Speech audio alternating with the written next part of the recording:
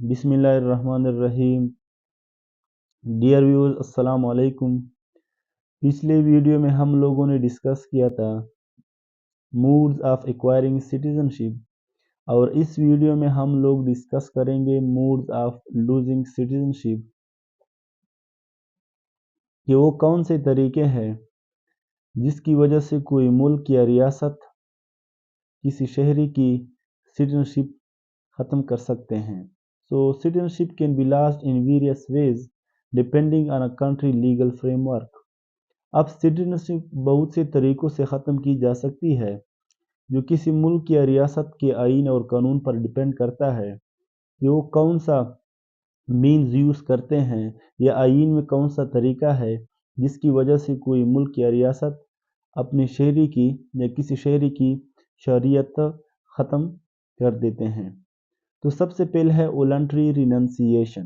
A citizen में willingly give up their citizenship often to avoid conflicts with dual citizenship or due to personal reason।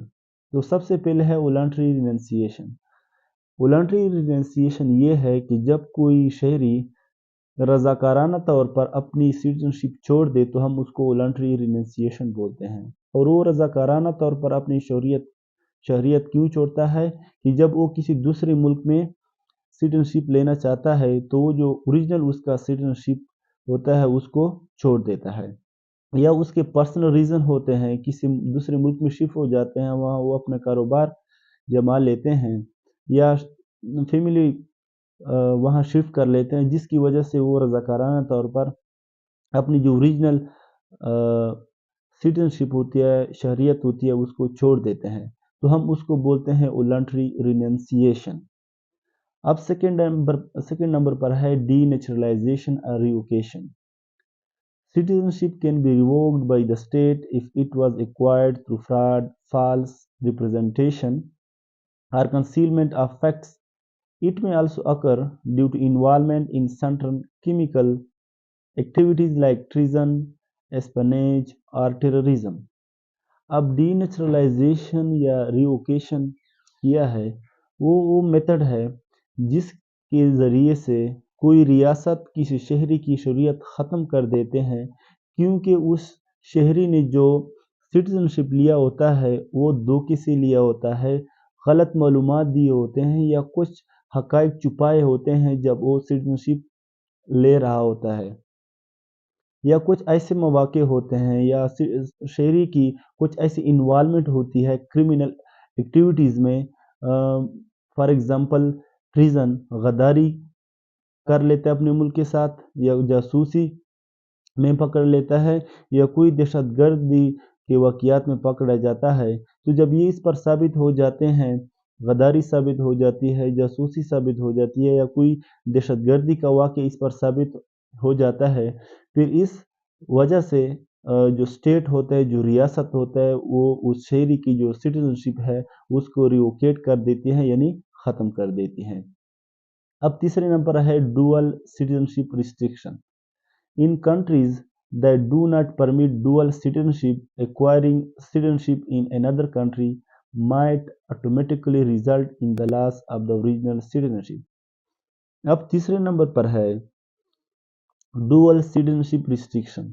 अब इसका मतलब ये है कि कुछ ममालिक दुनिया में ऐसे हैं, कुछ कंट्रीज ऐसे हैं जो अपनी शहरियों को डुअल सिटीजनशिप रखने नहीं देते, यानी उसके कुछ रूल एंड रेगुलेशन होते हैं कि उसकी जो शहरी होता है उसके पास दूसरा शरीयत नहीं होगा, यानी उसके पास डुअल सिटीजनशिप नहीं होगी।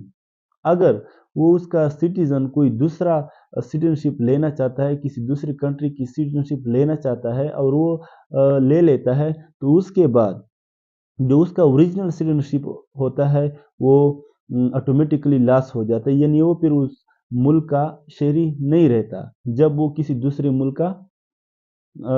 की सिटीजनशिप ले लेता है। तो हम इस अमल को बोलते हैं या इस मीन्स को बोलते हैं कि डुअल सिटीजनशिप रिस्ट्रिक्शन, यानी दोहरी शरीयत पर वही ममालिक दोहरी शरीयत पर पाबंदी होती है। दुनिया में कुछ ऐसे ममालिक हैं जहाँ आप दोहरी शरीयत नहीं रह सकते, यानी ना आप एक मुल्क के शहरी रह सकते हैं या दूसरे मुल्क के। आप अगर रहेंगे तो एक मुल्क के शहरी रहेंगे और उसको हम बोलते हैं डुअल सिटीजनशिप रिस्ट्रिक्शन। अब चौथे नंबर पर है prolong absence. In some countries long term residence abroad without maintaining ties such as renewing passports or registering with embassies can lead to loss of citizenship।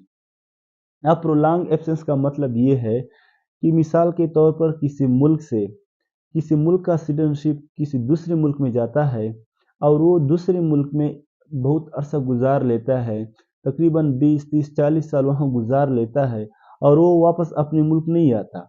न उसके साथ उसके कुछ ताल्लुकात होते हैं, न वो अपने पासपोर्ट को रिन्यू करता है, न वहाँ उस मुल्क में जिस मुल्क में रहता है उस मुल्क में अपने मुल्क के एम्बेसीज जो होते हैं उसके साथ न उसका कोई रजिस्ट्रेशन होता है, न उसके साथ उसके ताल्लुकात होते हैं। तो इस वजह से भी बहुत सारे स्टेट्स ऐसे होते हैं कि उसकी जो सिटीजनशिप है उसको वो ख़त्म कर देते हैं। अब प्रोलॉन्ग्ड एब्सेंस का मतलब ये है कि यानी अपने मुल्क से बाहर बहुत सा टाइम गुजारना और अपने मुल्क वापस ना आना, ना पासपोर्ट रिन्यू करना और ना वहाँ अपने एम्बेसी में अपने आप को रजिस्टर करना। तो इस वजह से दुनिया में बहुत सारे ममालिक अपनी शहरी की जो सिटीजनशिप है उसको ख़त्म कर देते हैं। अब पाँचवें नंबर पर जो है वो है military service in a foreign country. Some nations revoke citizenship if their citizens serve in the armed forces of a foreign country without government permission। अब पांचवें नंबर पर जो है military service in foreign country. अब इसका मतलब ये है